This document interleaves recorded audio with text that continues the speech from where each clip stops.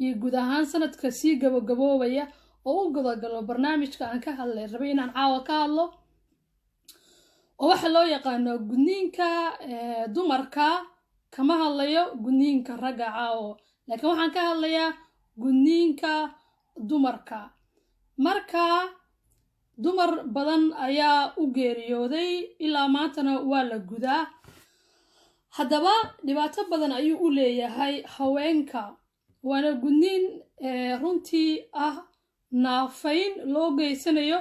jirka gabadha dhibaatana u ah nolosheedana daba taagnaan doona una baahan in geyiga Soomaalida laga mamnuuco hooyadii wax gudee iyo aabihiina dambiilo laga dhigo magdhowna laga qaado xabsina la geeyo waa rajaynayaa dastuurka Soomaaliya iyo in lagu dari doono xeerka qodob laga soo saari doono gudniinka lagu mamnuucayo FGM ka afka qalaad lagu dhaho markii la soo gaabiyo gudniinka ayaan maanta ka hadli doonaa haddaba waxaa jira dumar badan gabdho badan yana dumar dhihin oo u geeriyooday markii la guday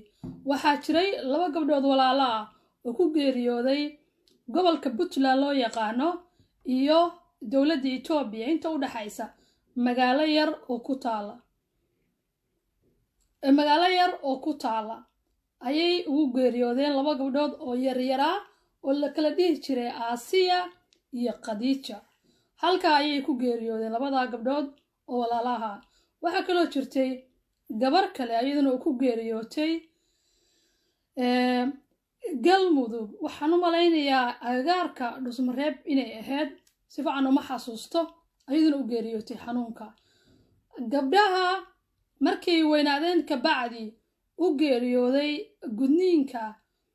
ilmaha foosha markay la gaaro ayaguna aad iyo aad bay u badan yihiin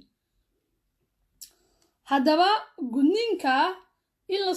in la joojiyo waxa la balaaran u galay adduunku wayna caawiyeen haddaan dadka Soomaaliyeed nahay dadka loo yaqaan cadaanka ama Soomaalidu ay dhahdo gaalada aad iyo aad bay isku dayeen gabdhaha Soomaaliyeed inay badbaadiyaan waxayna ku bixiyeen dhaqaale badan iyo wacyigelin badan in laga geysto dhammaan geyiga Soomaalida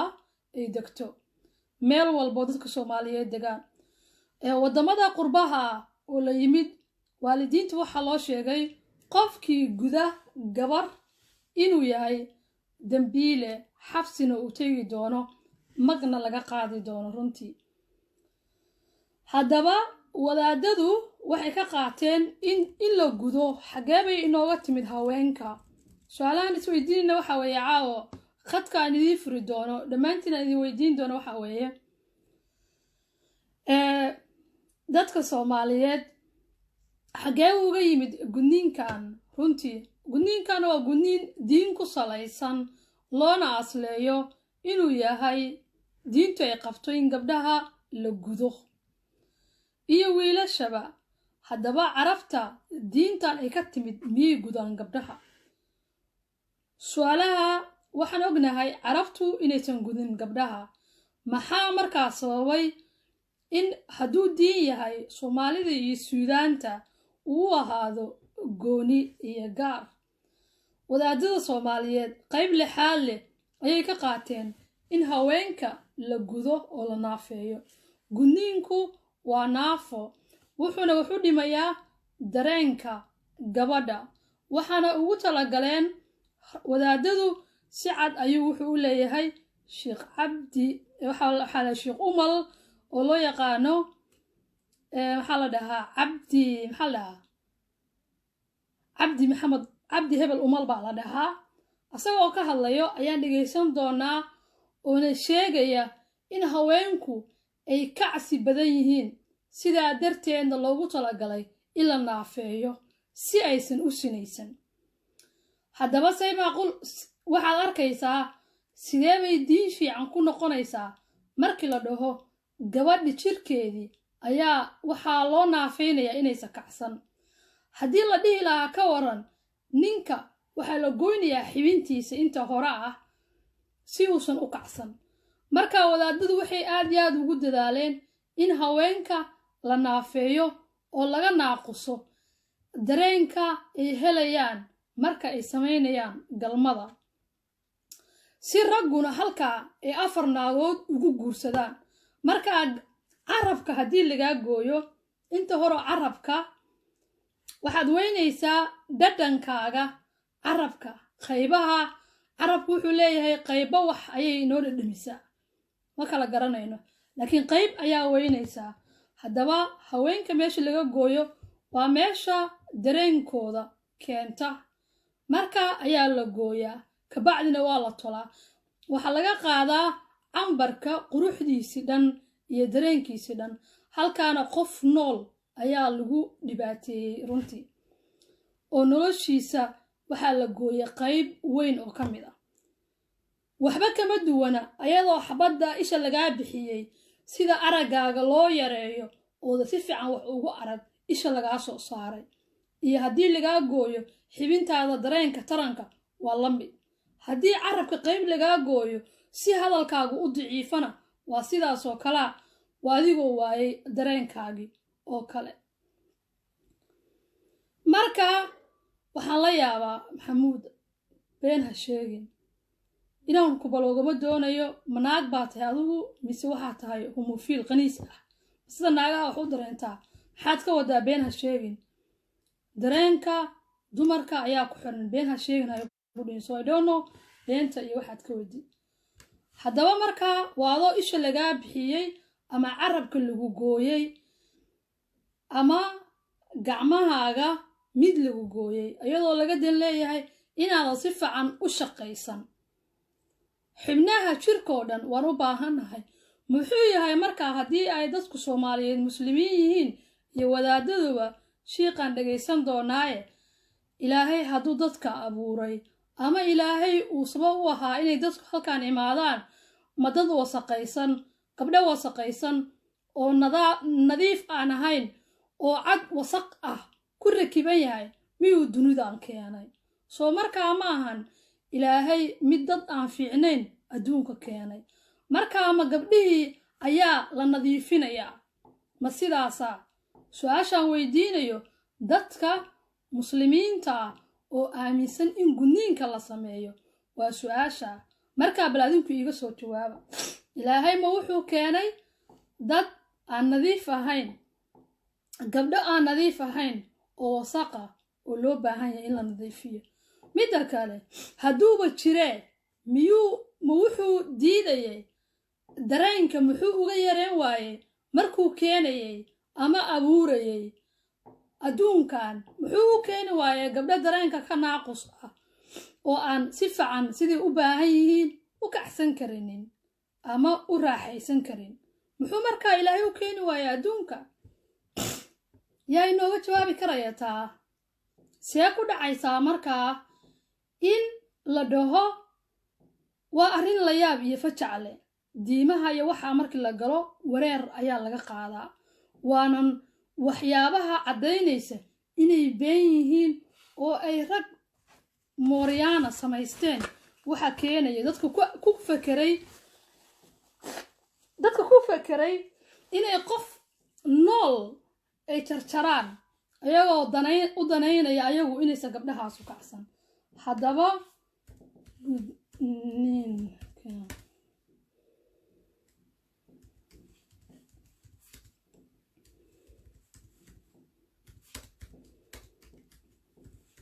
waxaan dhegaysanaynaa wadaadka waxa uu leeyahay okay balaynu dhegaysano markaa waanu مسألة مهمة. بسم الله الرحمن الرحيم. مسألة مهمة. okay su-aasha gabar baa weydiinaysa marka waxay ku leedahay shiiqow gudniinku maxay diinta ka qabtaa laakiin waxaan dhegeysanaa markii su-aasha la weydiinaya balukaada بسم الله الرحمن الرحيم. مسألة مهمة. okay tan maaha intaan doonayay tan waa iyadoo la gooyey su-aasha la weydiinayn sawkaadi mar kale tanaan fiirinaynaa waxaa laga yaabaa dad badan oo idinka idin ka mid ah su-aasha inaad ka yaqaansateen inaad ka yaqyaqsanaysaan oo la yaabantihiin balayaab bal qaar idinka okay haddaba taa maahan laakiin waxaan hayaa iyadoo si caadiya loo weydiinayo wadaadka markaa waynu isla dhegaysan doonaa wuxuu leeyahay markaasna waa isla wada falanqayn doonaa haddaba walaalayaal ii kaadiya markaa wax yar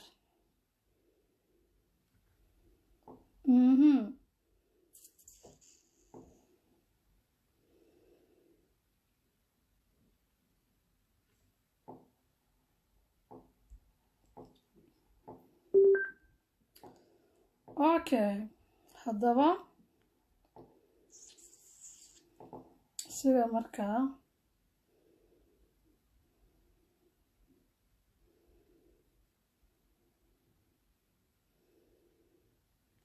oh my god xariika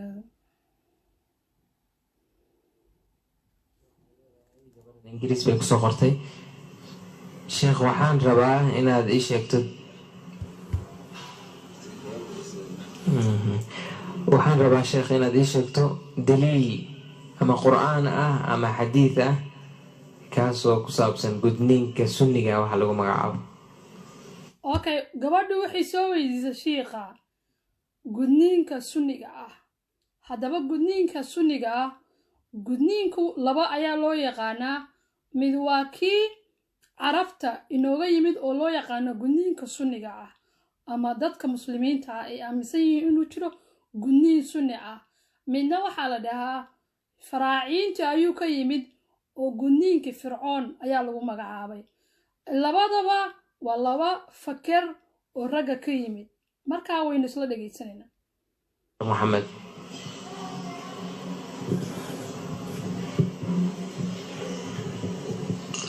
بسم الله الرحمن الرحيم ومسألة مهمة وهي أن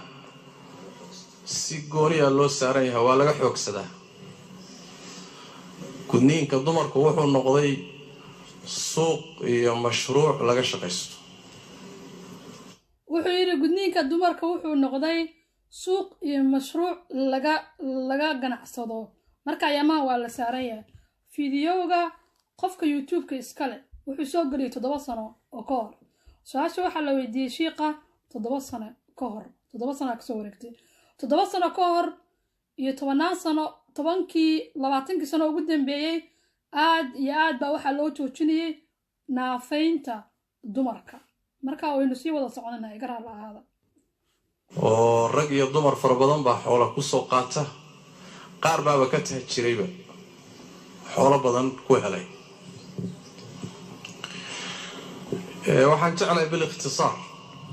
qaar baa ka taajiray oo xoolo badan ku helay runtii dadka caddaanka ah oo gaalada loo yaqaano waxay ku bixiyeen dhaqaalo fara badan sida loo joojin lahaa gudniinka qofka markuu howlgalayo wuxuu u baahan yahay mushaar wuxuu u baahan yahay wax la dhaho siminaar ama khibrad in la baro markaa lacag baa ku baxaysa wuxuuna u baahan yahay dhammaan deegaanada in la geeyo oo loo sheego dadka inuu gudniinkan uu yahay wax xun oo dumarka lagu naafaynayo markaa dhaqaale ayaa lagu bixiyey taasna waa run waxaana ku bixiyay reer galbeedka idhaahdo gudniinka ama rag ha noqdo ama dumar ha noqdee waa sunnatul anbiyaa rusushu ilaahay soo diray dariiqoodii waay nebigu markuu tilmaamayay sal alla alay wasalam sunanul fitra waxyaalaha usuusha qiimaha badan gudniinka wuxuu yidhi waa sunnadii ambiyada ambiya haddaa maqashaan waa dadkii noolaa xilligii uu nebi maxamed joogay iyo agaarkiisa laakiin gudniinka qofku ugu horreeyay ee isguda ee la sheego nin buu ahaa wuxuuna ahaa ibraahim sida ku qoran kitaabada meelaha lagu qoro ee aaminsan yihiin yuhuudda iyo islaamkuba marka inuu ibraahim qof ka horreeyay inuu jiray uma malaynayo oo gudniin sameeyey okay haddaba okay ku sii soconna waxaan rajaynayaa inaan saxanahay marka inuu yahay ninkii ugu horreeyay inuu ahaa Ibrahim Isguday wada qaban karaysaan hadday qalad tahay taas soo kala gaadhay waxaa ka mid ah gudniinka lama kala qaadin rag iyo dumar waxaa ka mid ah xadiidka fi saxiix muslim iyo qeyrkii ku yimid ida iltaqa alkhitaanaani faqad wajaba alghusl labada xubnood ee la guday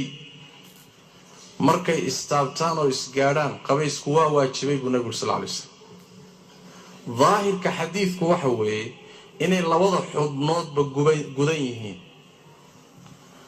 maalin dhaweyd gabadh baa la ii sheegay idaacaddan Star FM ka hadlaysa waan raadiyey magaceedii markii dambe oo ka hadlaysay gudniinka dumarka oo leh xataa gudniinka sunniga ah waa xaaraan axaadiistii nabigana ku tumatay si aan caadi ahayn طبعا waxbaa u yara baxsanaa oo gabar baa hadlaysay buu yiri tirina gudniinku waa xaraam uma jiro asagoo marka wuxuu naqdinayaa gabadha wuxuuna ka jawaabayaa su'aashii uu weydiiyey ninku laakiin ay gabar soo qortay ee ahayd gudniinka sunniga loo yaqaano maxay diintu ka qabtaa aayad ama xadiis ma u haysaa shiiqow sidaa ayaa loo weydiiyey shiiqa waxbay yara fahmaysa laakiin waxbay lugta ku walaaqday qolyihii idaacadda waxaan ku yidhi sawdkeedii ma ii heli kartaanoo way ka cudur daarteen waxyaalaha ay ku ciyaartay waxaa ka mid ah xadiiskan hadda ida iltaqa alkhitaanaani faqad wajaba alghuslu waxay tidhi baabu taqliib baa la yidhaahdaayo cumarayn iyo qamarayn iyo halkaasay martay waa war khaldan waay waa war daahirka xadiiska garab marsan waay wax ta'wiilkaa keenayana ma jiro wax qasbahaya ma jiro xadiis marka la isu geeyo iyaduna xoogaysanaysaa jirto tilmaamaysa dumarka xataa qaabkii loo gudi jiray tilmaamaysa xataa dumarkii gudi jiray heble iyo heblaa gudi jiray qaabkay u gudi jireen sheegaysa waxaasoo dhan wax si fudud looga tilaabsan kara maaha okay xadiis kale waxaa jiru yiri sheegaya dumarkii gudi jiray macnahooda dumarka kale iyo siday u gudi jireen asagu laakiin ma sharaxayo meesha la goynayo meesha ay tahay meeshan la goynayo meesha ay tahay ma bushimaha ma meel ka hooseysa ma waxa muu sharaxayo markaa bal waynu sii wada dhegaysanaynaa meesha ugu muhiimsan oo aan ka leeyahay oo qiran doono dhammaan dumarka Soomaaliyeed oo wax gudan ay og yihiin waa halkan dhageysta markaa intaanan gaadhin gudniinka sunniga muxuu yahay waxaan doonayaa inaan caddeeyo saddex ra'yi bay culimadu qabaan gudniinka dumarka saddex ra'yi bay ka qabaan qolo waxay leeyihiin waa waajib sida rag oo kale ah culimo haddaa maqashid asagu waa culumuu ka mid ah culumo waa niman isku tegay weeye oo ayagu fekeray shir jaraa'id qabtay markaa una shiray sida haweenka loo naafayn lahaa ayaguna dumar kale u fuuli lahaayeen waa kuwa culumo haddaa maqashaan culumo waxay kaloo noqonaysaa hadda Puntland waxaa ka socda magaalada Garowe shir looga hadlayo arrimaha Soomaaliya madaxda halkaa iskugu tagtay waa culumo kale noqon doonaan waxay ka shirayaan arrimaha Soomaaliya marka nimanka isku tagay culumada ah nabigi ma dhahayo wax kala ma dhahayo waa dad carab oo isku tagay oo ka tashanayay markay arkeen dareenka haweenka oo sareeyo ay ogaadeen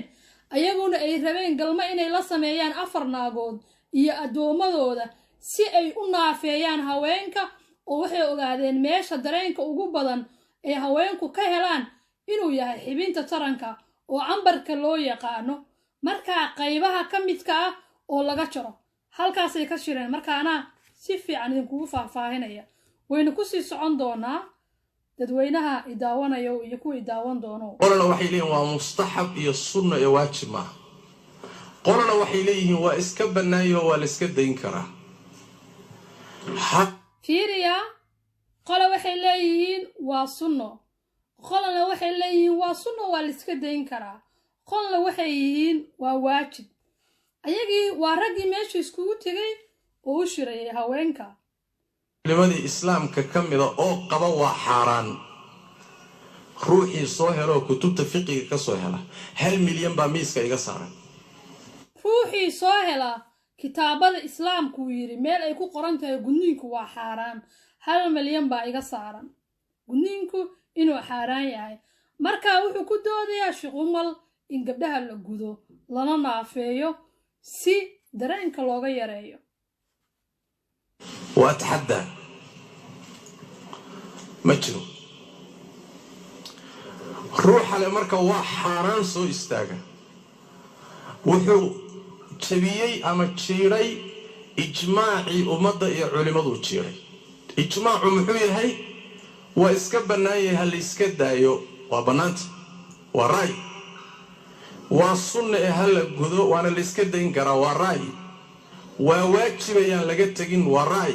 laakiin waa xaraan okay ijmaaca saddex bay isku raaceen waa ragii shiray ee isku tagay oo aan idin soo sheegay laakiin annagu haddaan haweenahay inaan dhahno mayana lama gudayo naafeyn buu nagu yahay ma ogola laakiin isaga iyo nimankii ka horeeyay waxay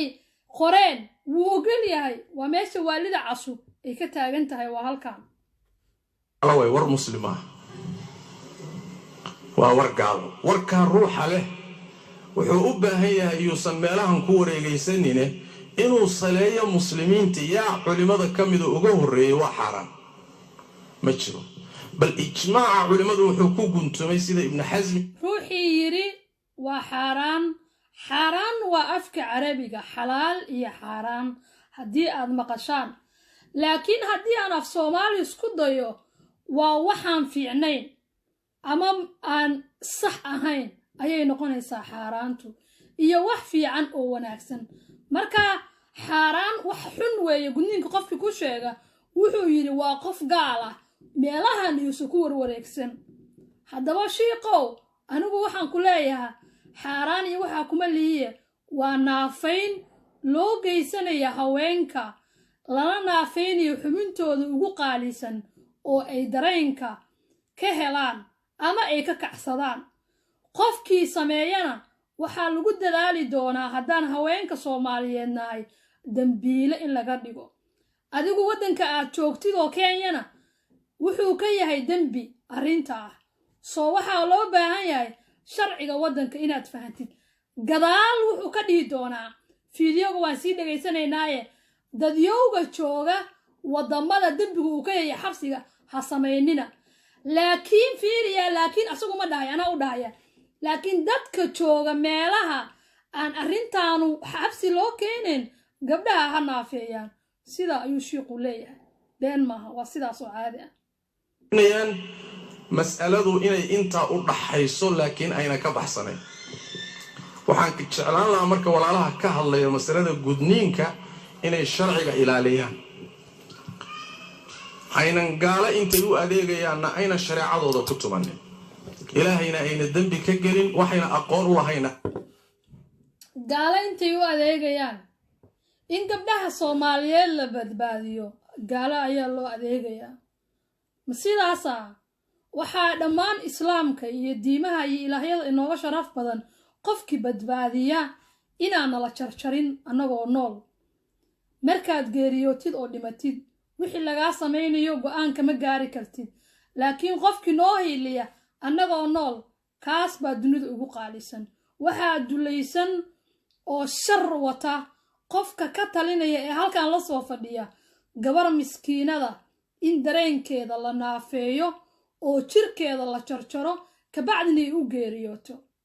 waa gacan ku dhiig leh una baahan in tilaabo sharci ah laga qaado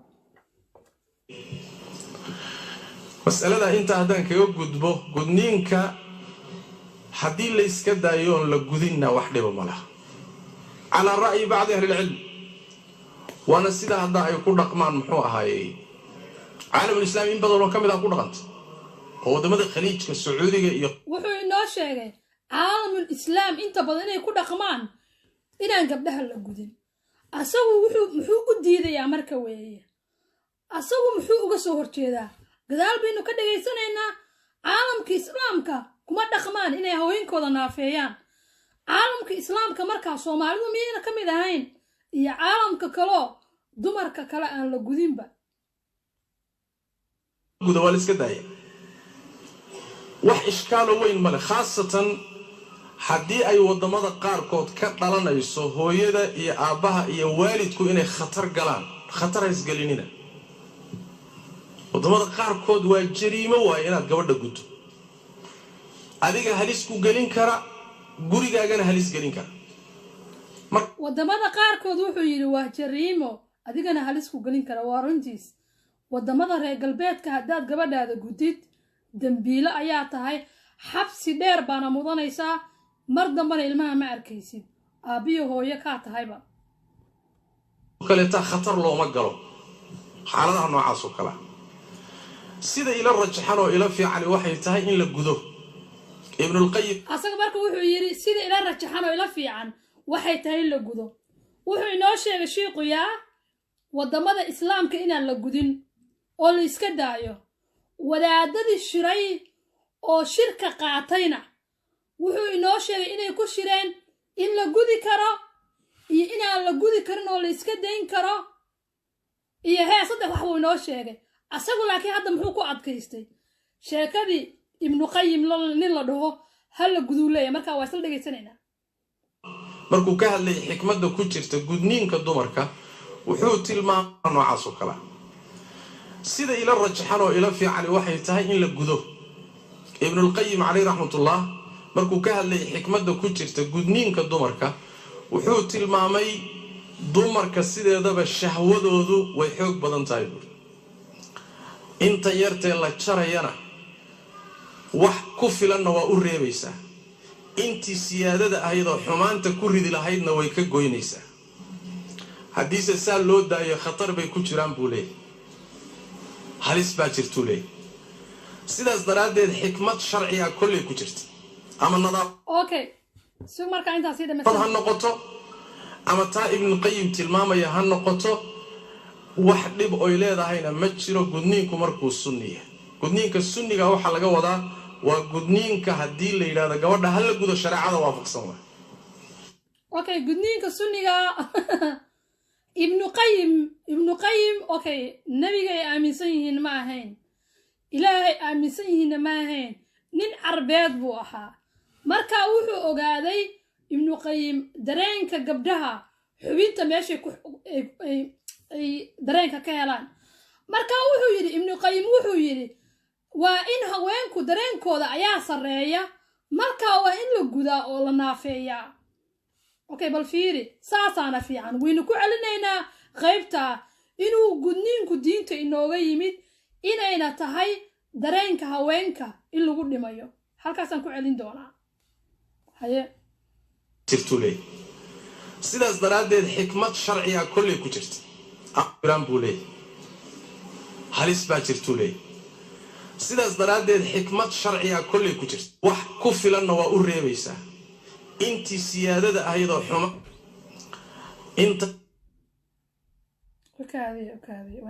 xikmadda ku jirta gudniinka dumarka shay sidaasoo kaleeta khatar looma galo xaaladaha noocaas oo kale sida ila rajaxan oo ila fiicani waxay tahay in la gudo ibnulqayim caleyh raxmatullah markuu ka hadlay xikmadda ku jirta gudniinka dumarka wuxuu tilmaamay dumarka sideedaba shahwadoodu way xoog badan tahay buuri inta yartee la jarayana wax ku filanna waa u reebaysaa intii siyaadada ahaydoo xumaanta ku ridi lahaydna way ka goynaysaa haddiise saa loo intii waxaa cajiiba mataqaanaa wuxuu yidhi dumarka dareenkoodu wuu sarreeyaa cajiib waa shako jiraan buu leeyahy wax ku filanna waa u reebaysaa intiisiya marka shay sidaas oo kale taa khatar looma galo xaaladaha noocaas oo kale sida ila rajaxan oo ila fiican waxay tahay igu soo celin de please markuu ka hadlay xikmadda ku jirta gudniinka dumarka wuxuu tilmaamay dumarka sideedaba shahwadoodu way xoog badan tahay shahwadoodu way xoog badan tahay kacsigoodu yani wuu xoog badan yahay waa ibnu qayyim nin la dhaho oo kun iyo maxaa la dhahaa noolaa kun iyo maxaa la dhahaa 400 meelaha waa qarnigaas noolaa inta yartee la jarayana wax ku filanna waa u reebaysaa intii siyaadada ahayd oo xumaanta ku ridi lahaydna way ka goynaysaa haddiise saa loo daayo khatar bay ku jiraan buu leeyahay halis baa jirtuu leeyahay sidaas daraaddeed haddii aan la gudin yacni khatar baa ku jirta sidaa daraaddeed marka sidaa daraaddeed waa in la naafeeyaa si dareenkooda loo yareeyo sharciyaa kolley ku jirta ama nadaafad ha noqoto ama taa ibnu qayyim tilmaamaya ha noqoto wax dhib oy leedahayna ma jiro gudniinku markuu sunniya gudniinka sunniga waxaa laga wadaa waa gudniinka haddii la yidhaahdo gabadha ha la gudo shareecada waafaqsan waay oo xubinkeeda wax aad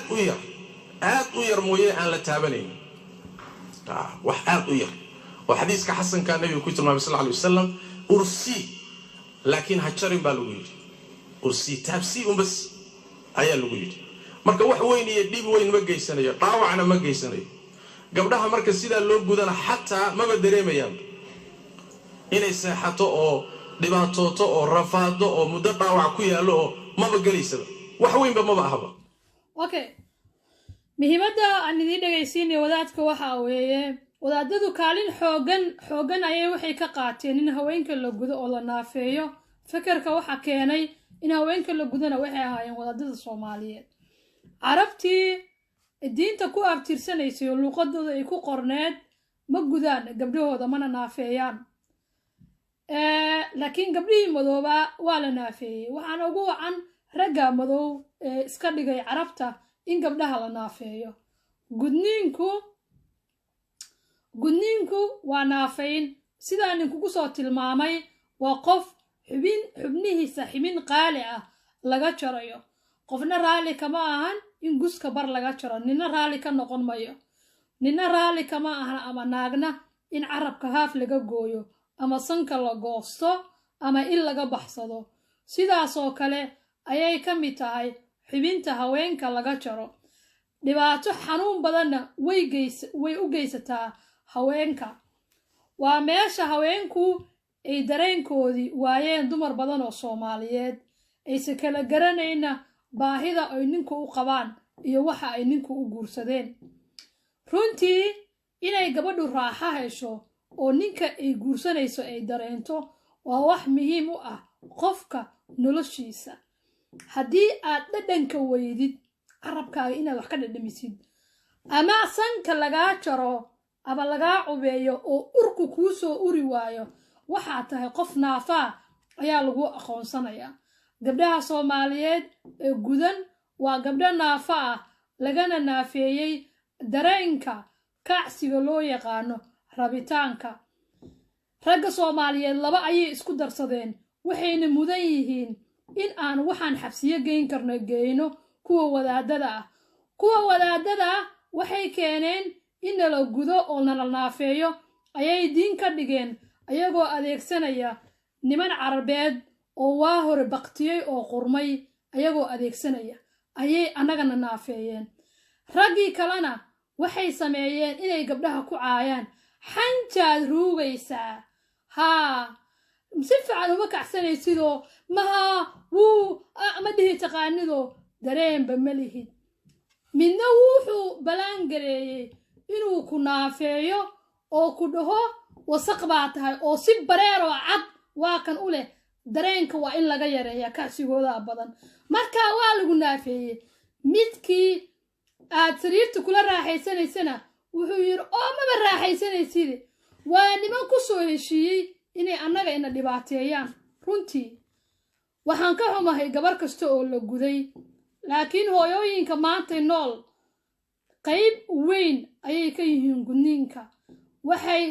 raggii dulliga ahaa oo arrintan keenay ayay la qaateen wayna gudoon gabdhihiina way gudeen wayna naafeeyeen way kuwaana qaadan waayeen gabdhaha geeriyooday ee u geeriyooday gudniinka markay umulayso iyo marka ay caruurta tahay oo la gudayaba intaasba waaya aragnimo iyo khibrad kamay helin markaa haddaba sanad wanaagsan filiinjo walaal dhammaan saxaabta gadaal ka soo gashay soo dhawaada waxaan in leeyahay sanad wanaagsan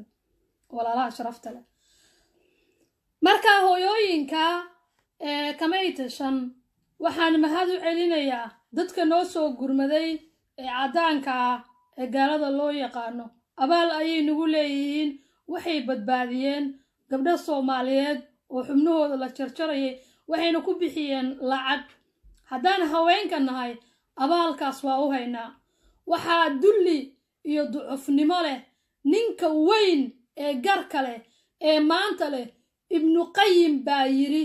haweenka dareenka ha laga yeereeyo oo aqligiisa ka shaqeynin oo way maxaad gabadha dareenka uga yareynaysaa ma adiga ogol guska in bar lagaa jaro inta hore in lagu jaro ama dhexbartanka in lagu gooyo ninkee ogol ma nin inta ogol baa jira waa maya su'aashu way aad u ogolaatay gabadha in ximinteeda la jaro in la jarjaro bushimaha iyo kintirka laga gooyo ka bacdina la isku kabkabo ma qof baa ogol in afka la gooyo bushimaha iyo sankiisa waxaa iska daaya walaalayaal gabdhaha Soomaaliyeed hooyooyinka waxaan leenahay gudniinka waa in la mamnuucaa 2021 dowladda Soomaaliya waxaan ka codsanayaa in dastuurka lagu daro sharci qodob ka dhigaya dambiile waaridkii guda ilmihiisa oo xabsina la geyn karo waaridka laguna ogaado inuu ilmihiisa guday in waaridka hadduu loo sheego uu arrintaa maqli waayo una hoggaansami waayo sharciga waa in la xiraa runtii waayo dadka ilmihiisa ayuu naafaynayaa waaridku waa in loo sameeyaa hay'ad u dooda xaquuqda carruurta runtii Hargeysa waxaan arkayay nin maantay waalan oo ilmo yar uu dhalay oo hadduu ugu bato 3 sano ama 5 sano jira gacanta lalinaya bannaankana la jiifa haddii ay jiri lahayd hay'ad carruurta u dooda waa laga qaadi lahaa cunuga yarka aabahana waa la badbaadin lahaa inankana waa laga qaadi lahaa maanta dalka gabi ahaan wuxuu marayaa waaridka waalan xitaa ilmaha hadduu suuqa la wareegayo wax u naxaya inuusan jirin qolo walba shaqadeeda inay qabsato ayaa qurux badan dawladuna xil ha iska saarto hay'adana ha la sameeyo xaquuqda carruurta u dooda oo ilmaha aabaha waalan ka qabta waa murugo iyo naxdin 2021 sanad cusub in magaalada Hargeysa uu aabe la wareegayo ilmo uu dhalay xanuunsan garana la ilmahaas uusan kabana qabin dar fiican uusan qaban cadceeda uu la seexanayo musqul uuna geynin dawladii ma indhalaada ma dhagalaada haddii dawladii garashadii iyo garaadkii ay beeshay dareenkii dadnimadii ay beeshay aqligii iyo aqoontii ay weyday shacabkii reer Hargeysa maxaa idinku dhacay aabaha waalan ma u gargaartaan cunuga ma soo qaadaan imis hooyaa korisa carruur aaba la'aana oo xanaanaysa walaalayaal meeda dadnimadii meeda bilaadannimadii meeda insaannimadii meeda Soomaalinimadii see ku dhacday 2 jir ama 3 jir inuu aabe la waalan uu la cararo suuqa xaq buu leeyahay ilmo kasta markuu dhasho oo banaanka yimaado wuxuu mudan yahay in la koriyo haddii waaridkiis uu xanuunsan yahay hadduu waaridku waalan yahay oo ilmaha uu dilayo dawladdu waa inay qabataa dawladdu waxay dawlad ku tahay inay carruurta u heeliso haddii aysan dawlad u ahayn haddiisan dawladdu sidaas ahayn waa in shacabku dhagax tuuraa dawladnimadana laga ridaa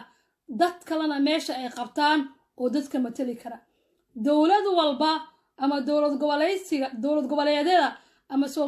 Somalilandnimo sheego waxa weeye waa shaqaale u shaqeeya shacabka shaqaalaha hadduu gudan waayo shaqadiisa meesha waa in laga eriyaa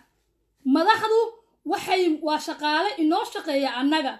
taa waa inaan ogaanaa ma mudna in caleemo lagu soo dhaweeyo ma mudna inaan roog cas u dhigno ma mudna inaan ka daba qaylino maya hawl baan u dirsanay waxaana la siiyaa mushaar haddee hawshaa si fiican u qabtaan mushaarkoodii baa la siinayaa waana loo mahad celinayaa inay shaqadii loo igmaday ay qabteen laakiin been inay dalkii dhacaan dadkina hagaajin waayaan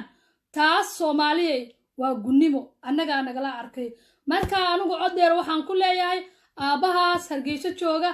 ilmaha yarkaa uu walfinayo ha laga qabto oo qof kastow mas-uul baa kaa saaran oo magaaladaa jooga aabbaha xanaanee hooyooyinka soomaaliyeed meel kastoo ay joogaan waxaan leeyahay gudniinka fircooniga ama dhammaan gudniinkaba hala joojiyo waa naafayn loo geysanayo haweenka soomaaliyeed yar iyo weynba waana qof laga jaray xibin qaali ah oo muhiim ah ragga soomaaliyeed kuwa caqli leh ha ka qayb qaataan xaq uma lihidin inaad samaysataan nimo wadaada oo arrintan ka taliya sariirahana gabdhaha aad ku caydaan xaq uma lihidin inaad dareenka haweenka ku heshiisaan inaad naaqusisaan oo naafaysaan 4 gabdhoodna aad fuushaan sida eeyuhu aruuraan oo kale inaad 4 gabdhood aad xaraysaan oo dhahdaan ilaahay baa noo baneeyey waa in wax la iska weydiiyaa ilaahan adiga wasmada kuu baneeyey anigana wasmadayda yiri hala naaqusiyo waa in wax la iska weydiiyaa ilaahan ku yiri 4 gabdhood u galmood 72 markaad geeriyootaa lagu siinayaa haweenkuna waxba ma lahan waa in wax la iska weydiiyaa ilaahan malaa'igta samaystay markaan habeenkii anoo gudan oo miskiina aan dhaho waxba ma qaban karo malaa'ig aniga i caayda oo soo naclada sameeyey allahaas waa in su'aalo laga keenaa oo la dhahaa maxaa tahay ilaahow ragga maxaad ula safan tahay xageebaa adigu anshuurta ka qaadataa oo lagaa soo amar siiyaa marka sida dhabta haweenku waxay u baahan yihiin su'aalo cad in la isweydiiyaa ilaaha oggolaaday inay raggu suud xirtaan xafiisyadana ay galaan dowladdana ay ku xaragoodaan adunkuna aad caleen ku soo dhaweysaan markay salaanta u taagtaan aydan dhahaan maya ilaahay ma bannayn ilaahaas waa in wax la iska weydiiyaa qof salaantaada diiday maxaad u soo dhaweynaysaa gabaray ilaaha oggolaaday yaanyada inaad gedid qoraxdana aad taagnaatid dallahad la'aan iyo geed la'aan dharka inaad dhaqdid xaafadaha aad wareegtid xafiiska ninka fadhiisanayana aad hagaajisid kuu diiday inaad dhar fiican xiratid oo xafiisyada ka shaqaysid waa ilaahan su-aasha ka weydiinayno laakiin anigu caqligayga iyo cilmigayga haddii aan idinkula hadlo ilaah ma ahan waa rag cadow ah oo kuu diiday nolosha kaa waa madhergaan ilaah la baxay asagu waa kaa waayo ilaah hadla oo waxaa samee la dhaho ma jiro lagama yaabo ilaah ku dhaha yaanyada gad ninkuna suud ha xirto huteelada ha wareego mar waxaad ha ku dhex socoto xafiis ha ku shaqeeyo kaa ilaah ma aha wax jira waa waxay nimanku samaysteen waxay garan waayeen in wax la wada qaybsado waxna la wada cuno la wada noolaadana oo labka iyo dhadigu way isku baahan yihiin si wanaag ah ay ku wada noolaadaan arrimaha markaad ka hadashid xasaasiyad bay qaadaan kuwa caqliga gaaban oo nimanka sheeganaya maangaabka mandhargayaasha way gubtaan waxayna ka gubtaan runta waxayna dhahaan feminist ayaa tahay yes I am feminist waxaan sheegayaa feministu runta ayay kuu sheegayaan dambiga aad galaysid bay kuu sheegayaan kaligaa cuno inaad tahay bay kuu sheegayaan gabdhaha inaad dareenkooda naafaysid bay kuu sheegayaan haweenka inaad fuushid oo 4 u guursatid bay kuu sheegayaan caruurta aad dhashay inaad ka tagtid oodan waxba siin baa laguu sheegayaa dambiile ayaa tahay dumarku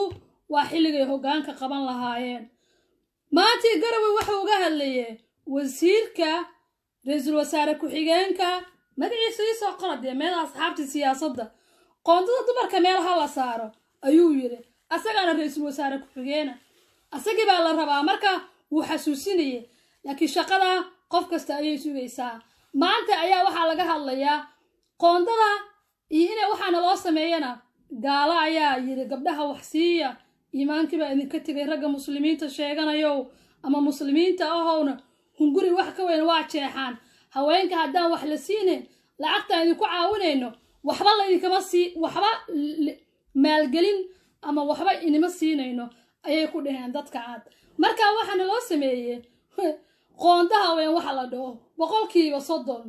boqolkiiba 30 ayaa sidaa loo raadin laga tuugsanaya markaasaa ilaa hadda lasoo dhammaystiri layahay 30% xitee haweenka Soomaaliyeed maanta waa maalintaad kici lahaydeen markaad qoraxda joogtid